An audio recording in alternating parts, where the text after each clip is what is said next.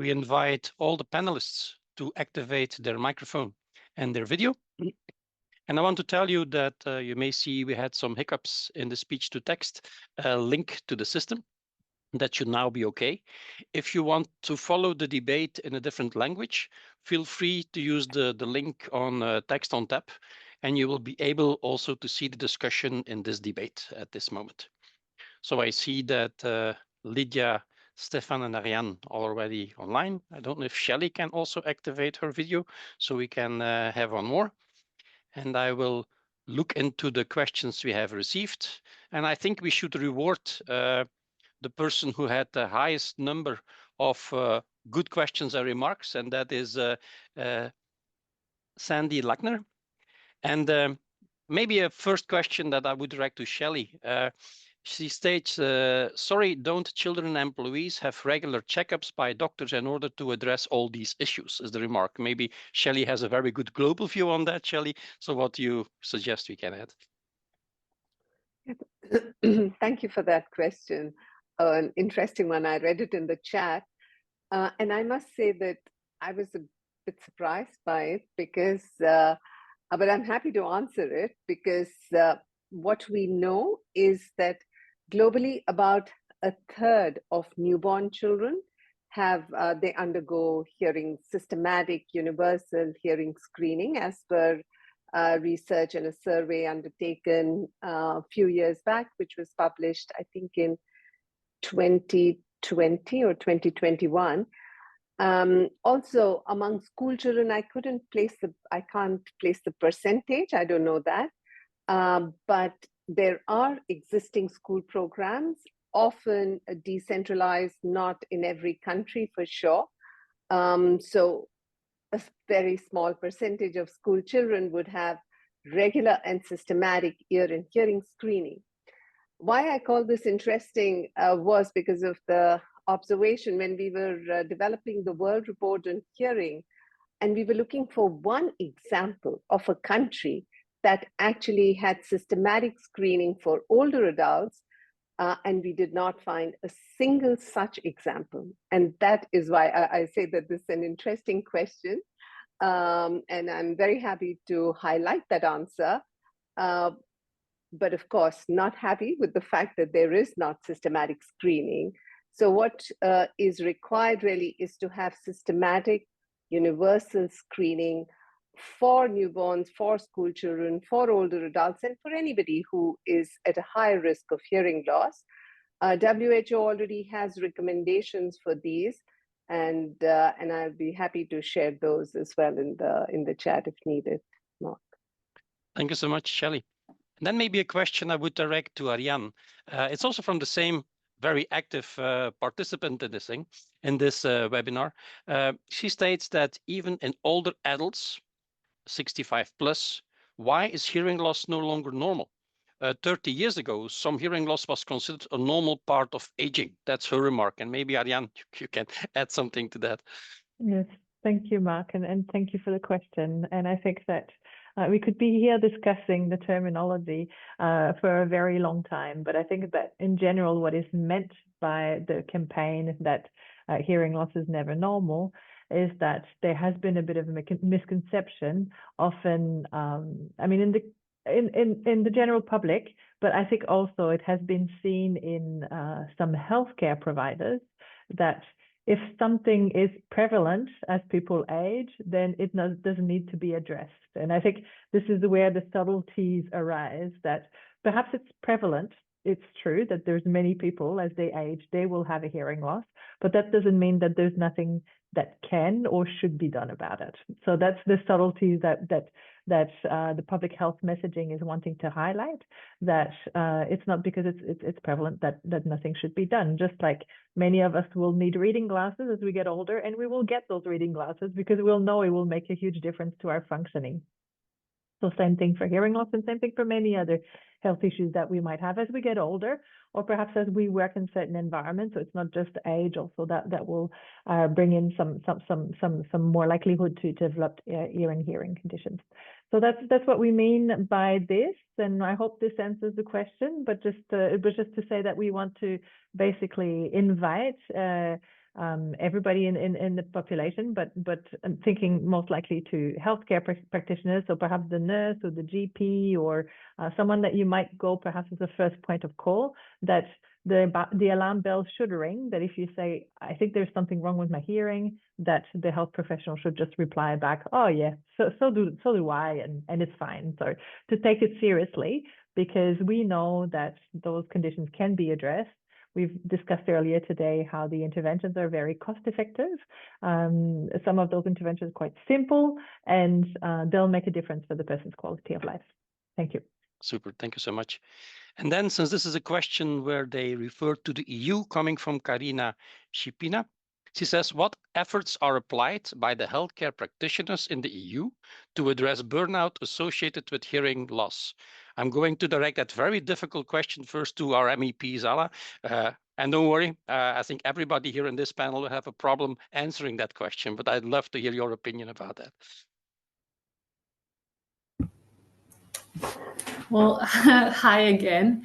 Well, it is a difficult question. It's also a full disclaimer. This is not the area that I covered as an MEP, but I am aware of the problem. And I think that you have burnout in so many different industries. But yeah, specifically when it comes to any kind of disability, not just the hearing loss. So I'm going to give you a very diplomatic political answer and say we're aware of the issue. But it's also a problem that a lot of this falls under the jurisdiction of member states.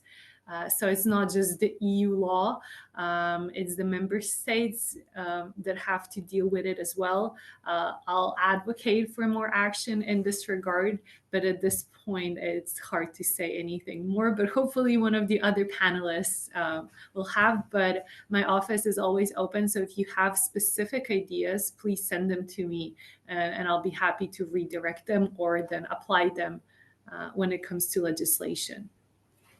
Thank you, Zala. Well, then I will just throw that ball to Lidia.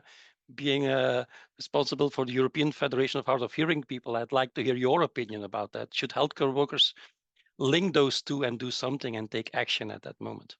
Thank you very much, Mark. I knew you would do that to me. So thank you, Zala. I know, it's very difficult at the European level alone because of the competencies, and especially when it comes to the healthcare itself, it is, as Zala has said, as MEP Tomasic has said, is actually the competence of the member states. But the guidance could be issued at the EU level, which we see, but it is possible. So in terms of the burnout, definitely, we are addressing it, and we often mention this as a burnout, as an issue specifically affecting people with hearing loss because of listening fatigue and concentration fatigue.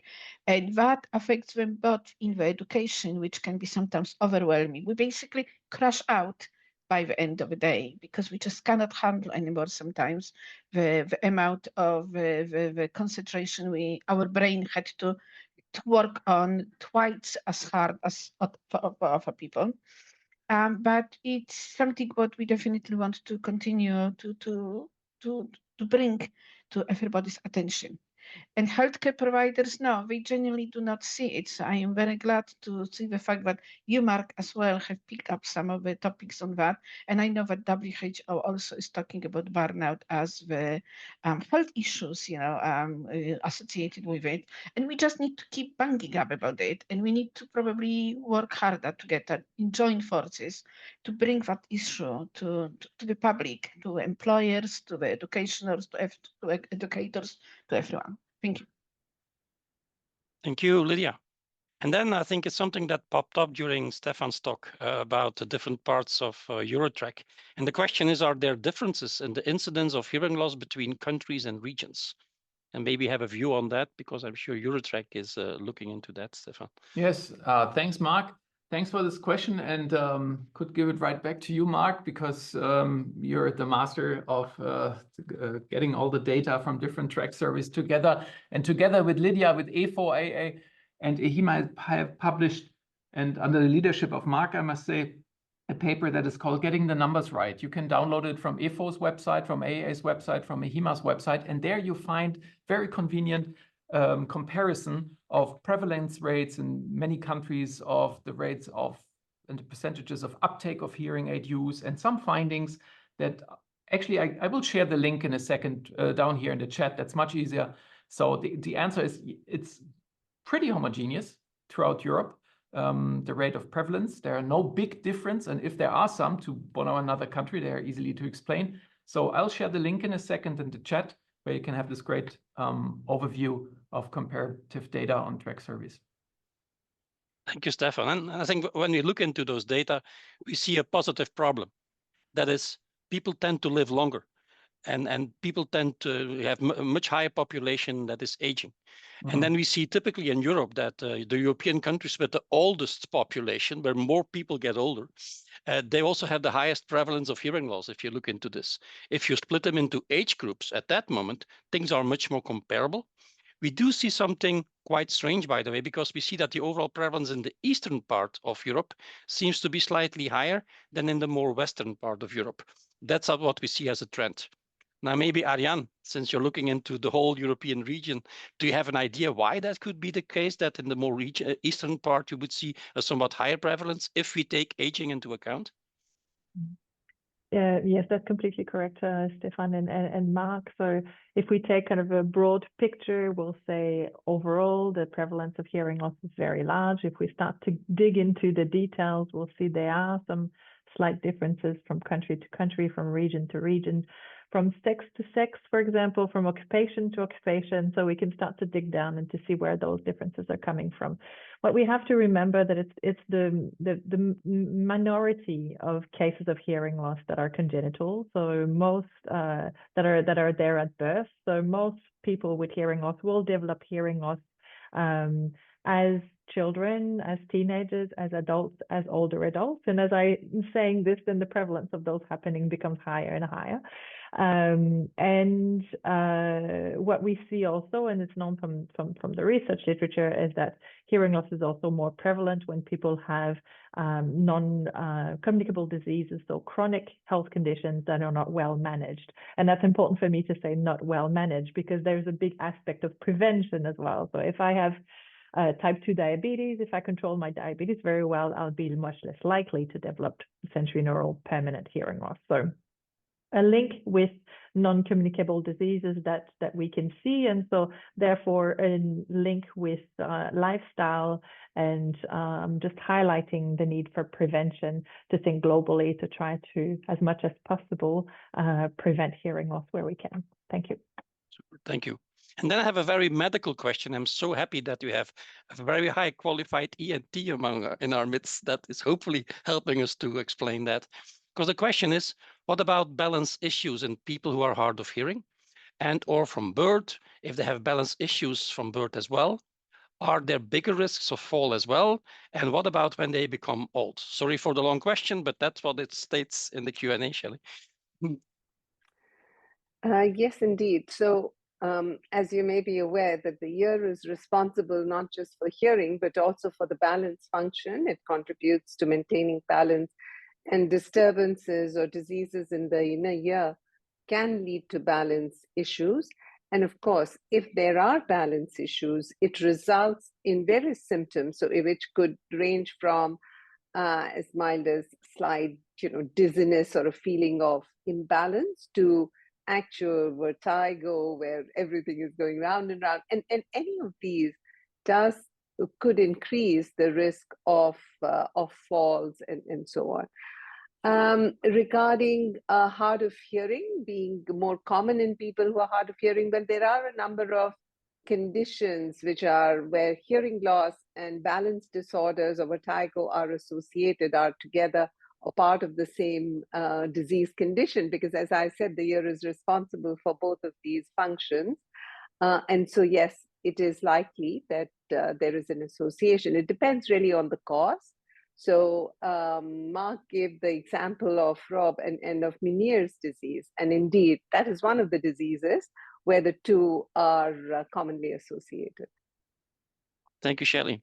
Now, since we're coming very close to the closing, I want to give the floor to our MEP Zala Tomasic for the final conclusions. Thank you so much, by the way, for giving us the floor and organizing this and being our host for this event. Thank you to all the speakers and all the attendees. But of course, this is not the way to close. I will give the floor to Zala Tomasic for this. Well, thank you. I'm very happy to learn that there is such a big interest in the topic, not just from the panelists, but from all the participants. So thank you for that. I think it's a very important topic. And like it's been said during this 2 hours, prevention is also really important. And we can prevent so many things, especially I see it with the people of my generation that are perhaps not that aware of it.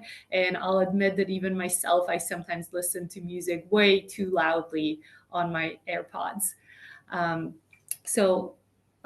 In regards to everything that's been said, it's been really helpful to hear it. And I gotta say, I'm so impressed with all the panelists because you managed to talk about very complex issues in such an understanding way that even somebody that's not familiar with all the terms or medicine behind it can follow. And I think this is of a crucial importance for the future. And I learned so much listening to you that I'm definitely gonna put forward in my work. So thank you so much to the panelists, to the organizers for organizing this event. I'm very happy to host. I hope this was helpful. I have a personal experience with it as having my mother experience hearing loss. And like I said at the beginning, when I was little, I didn't even know that was a problem. So I kind of got this feeling that usually the society tells you what a problem is. As you grow older, and they started noticing that some people are different. So I'm a big fighter that each person is unique in their own way. We all have certain limitations, being a disability, or perhaps the fact that I'm completely tone deaf, for example, and I can hear I'm tone deaf. And but I think this is the point of diversity. We're not all the same. We have our limitations, but we also have our unique talents. And I think it's up to the policymakers that we create an environment in which every single person can thrive and can succeed and can foster their talents, whatever they are, and not feel stigmatized by whatever their limitations are. So this is kind of my take on it. And again, thank you so much for this very insightful event. I learned a lot. I'm sure participants have as well, and you can always count on my support. So my contact is published online. So if you have any suggestions, please send them to my office and we'll take a look at it. Thank you. Thank you, Salam. Thank you all. Bye. Okay.